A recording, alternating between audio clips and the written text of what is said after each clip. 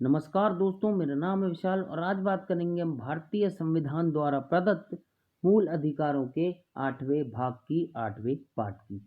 और इस वीडियो में हमारे द्वारा चर्चा करी जाएगी शोषण के विरुद्ध अधिकार की, जो कि हमें अनुच्छेद 23 और 24 में प्रदान किए गए हैं। शोषण के विरुद्ध अधिकार। और इससे पहले मैंने आपकी चर्चा की है समानता के अधिकार की, जो कि अनुच्छेद 14 से 18 में हमें प्रदान किए गए हैं। और हम लोगों ने चर्चा कर ली है स्वतंत्रता के अधिकार की, जो कि हमें अनुच्छेद 19 से 22 में दिए गए हैं।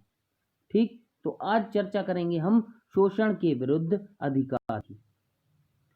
अनुच्छेद 23 में स्पष्ट किया गया है कि मानव का दुर्व्यापार, ह्यूमन ट्रैफिकिंग, बेगार, बॉन्डेड लेबर तथा इसी प्रकार का अन्य बलात्श्रम, जिसे फोर्स्ड लेबर भी कहा जाता है, ये प्रसिद्ध होगा, मतलब प्रोहिबिटेड होगा। कि व्यक्ति को यह संरक्षण सिर्फ राज्य के विरुद्ध प्राप्त नहीं है। भैया, ये जो आप व्यक्ति को संरक्षण प्राप्त है, ये सिर्फ राज्य के विरुद्ध प्राप्त नहीं है, बल्कि प्राइवेट व्यक्तियों के विरुद्ध भी प्राप्त है, क्योंकि व्यक्तियों की क्रय विक्रय का खतरा राज्य की ओर से कम है और प्राइवेट व्यक्तियों की ओर से ज़्यादा है। प्राइवेट व्यक्तियों की ओर से यह खतरा ज़्यादा है।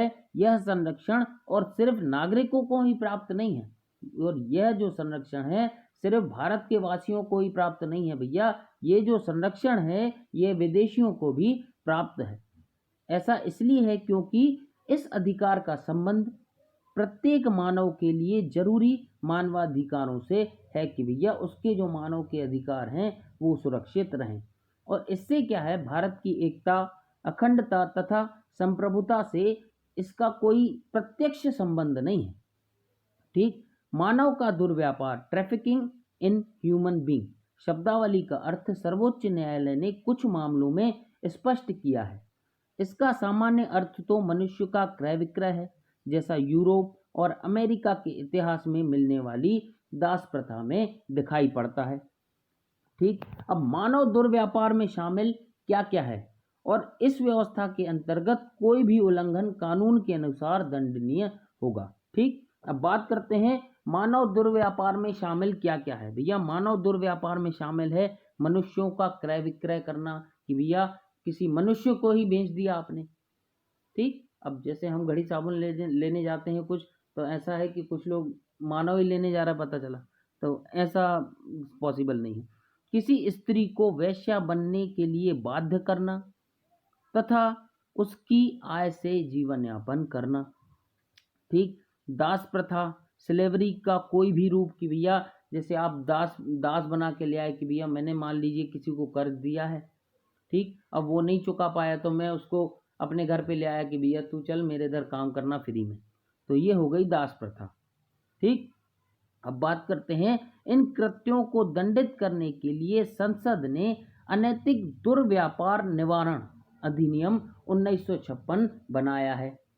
ठीक, अब भैया संसद ने बनाया है अनैतिक दुर्व्यापार निवारण अधिनियम 1956। ठीक, अब चर्चा करेंगे हम बेगार के मतलब की, कि भैया बेगार आखिर होता क्या है। कि भैया बेगार वो है जो बिना परिश्रमिक के काम आपसे कराए, बिना परिश्रमिक के काम आपसे कराए। जैसे कि मान लो मैं कहीं गया हूँ, मैं मजदूर बन के कहीं गया हूँ, उनने मेरे से काम करवा लिया, पैसे दे नहीं रहे, तो भैया वो मेरे से करवा रहे हैं बेगारी। यह एक भारतीय विशिष्ट व्यवस्था है जिसके तहत क्षेत्रीय जमींदार कभी कभी अपने नौकरों या उधार लेने वालों से बिना कोई भुगतान किए कार्य कराते हैं। जैसा कि मैंने आपको बताया कि भैया मैंने किसी को मान लो पैसे उधार दिए, वो चुका नहीं पाया, तो मैं उसको ले आया कि भैया आप चलो मेरे इधर काम करना, तो ये हो गया बेगार, वो भी फ्री में। ठीक, अब अनुच्छेद 23 बेगार के अलावा, अनुच्छेद जो 23 है ये बेगार के अलावा बलात्श्रम के अन्य प्रकारों जैसे बंधुआ मजदूरी है पर भी रोक लगाता है। ठीक है, बलात्श्रम का अर्थ होता है कि भैया किसी व्यक्ति की इच्छा के विरुद्ध, किसी व्यक्ति की इच्छा के विरुद्ध उससे कार्य लेना, कि भैया उसका मतलब जो सामने वाले व्यक्ति की इच्छा नहीं है और मेरे को काम करवाना है उससे, और वो भी बिना पैसे दिए, तो ये हो गया भैया बलात् श्रम। ठीक, बलात् श्रम में केवल शारीरिक अथवा कानूनी बलात् स्थिति ही नहीं शामिल है, बल्कि इसमें आर्थिक परिस्थितियों से उत्पन्न बाध्यता, न्यूनतम मजदूरी से कम पर काम कराना आदि भी शामिल है। मान लीजिए मैं मजदूर हूँ कहीं, तो भैया पहले जैसे मजदूरी है 250 रुपये 300 रुपये, और वो भाई साहब मेरे को 100 रुपये दे रहे हैं, तो ये भी बलात् श्रम के अंतर्गत आएगा। चर्चा करते हैं कि इस संबंध में कुछ नियम भी बनाए गए हैं। कौन से हैं वो नियम? बंधुआ मजदूरी व्यवस्था उन्मूलन अधिनियम 1976, ठीक, न्यूनतम मजदूरी अधिनियम 1948, ठेका श्रमिक अधिनियम 1970 और समान पारिश्रमिक अधिनियम 1976 बनाए गए हैं। ठीक, अब अनुच्छेद 23 का जो दूसरा खंड है वो इसका अपवाद है। भाई साहब अब ये अपवाद कैसे है? ये अपवाद ऐसे है भाई साहब कि भैया ये राज्य को अनुमति देता है, राज्य को अनुमति प्रदान करता है कि भैया आप सार्वजनिक उद्देश्यों के लिए अनिवार्य सेवा, उदाहरण के लिए सैन्य सेवा, कि भैया भारत पर कोई आपत्ति आ गई तो वो हमें सैन्य सेवा के लिए उठा सकते हैं कि भैया आपको चलना ही पड़ेगा। एवं सामाजिक सेवा, कि भैया कोई सामाजिक सेवा भी दे सकते हैं, ठीक, जिनके लिए वह धन देने को बाध्य नहीं है कि भैया इस सेवा के बदले आपको धन दिया ही जाएगा। ठीक, लेकिन इस तरह की सेवा में लगने में राज्य को, मतलब जो राज्य है वो धर्म, जाति या वर्ग के आधार पर भेदभाव नहीं करेगा कि भैया आप किस धर्म के हैं, किस जाति के हैं, किस वर्ग के हैं, उनको कोई मतलब नहीं है भैया। वो उनको यदि सेवा जरूरी है तो वो अपन से करवाएंगे, चाहे वो किसी भी धर्म का हो, चाहे किसी भी वर्ग का हो, चाहे किसी भी जाति का हो। ठीक, अब बात करते हैं अनुच्छेद 24 की, कारखाना आदि में बालकों के नियोजन का निषेध, बालकों के नियोजन का प्रतिषेध, की भैया बालकों को कारखाने आदि में जो खतरनाक जगह होती हैं जैसे काम करने वाली, उनमें जाने के लिए रोकना। ठीक, बात करते हैं अनुच्छेद 24, कारखाना आदि में बालकों के नियोजन का निषेध, बालकों के नियोजन का प्रतिषेध, कि भैया कारखानों में बच्चों को जाने से रोकना, बच्चों के कार्य करने को रोकना। अनुच्छेद 24, किसी फैक्ट्री, खान अथवा अन्य परिसंकटमय, कि भैया जहाँ संकट ज़्यादा है, गतिविधियों जैसे निर्माण कार्य अथवा रेलवे में 14 वर्ष से कम उम्र के बच्चों के नियोजन का प्रतिषेध करता है कि भैया यहाँ जो है आप 14 वर्ष से कम उम्र के बच्चों से कार्य नहीं करवा सकते हैं।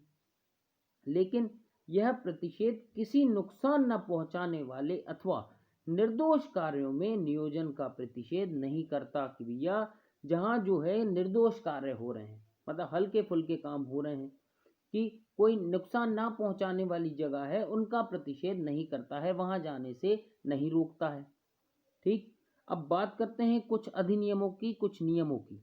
ठीक, बाल श्रम प्रतिषेध एवं नियमन अधिनियम 1986 इस दिशा में सर्वाधिक महत्वपूर्ण कानून है।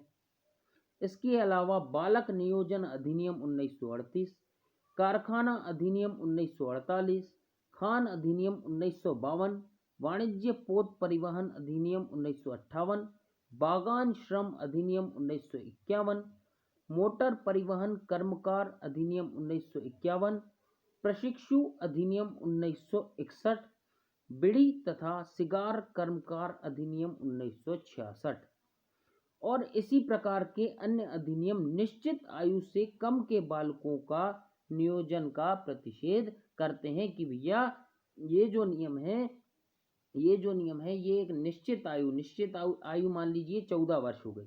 अब भैया 14 वर्ष से कम आयु के बच्चों से आप काम इनमें नहीं करवा सकते हैं। ठीक, अब बात करते हैं 1996 में उच्चतम न्यायालय ने बाल श्रम पुनर्वास कल्याण कोष की स्थापना के निर्देश दिए, जिसमें बालकों को नियोजित करने वाले द्वारा, कि भैया जो बालकों को इकट्ठा कर रहे हैं, नियोजित कर रहे हैं काम करने के लिए, प्रति बालक 20,000 रुपये जमा कराने का प्रावधान है।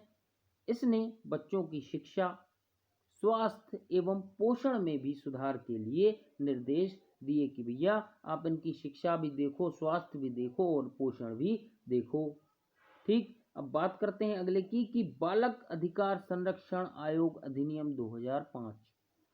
बालकों के अधिकार के संरक्षण के लिए एक राष्ट्रीय आयोग और राज्य आयोगों की स्थापना और बालकों के विरुद्ध अपराधों, मतलब जो बालकों के विरुद्ध अपराध हो अथवा बालक अधिकारों के उल्लंघन के भैया जो अपराध हो रहे हैं, जो उनके अधिकारों का उल्लंघन हो रहा है, उन पर शीघ्र विचारण के लिए अधिनियमित किया गया है।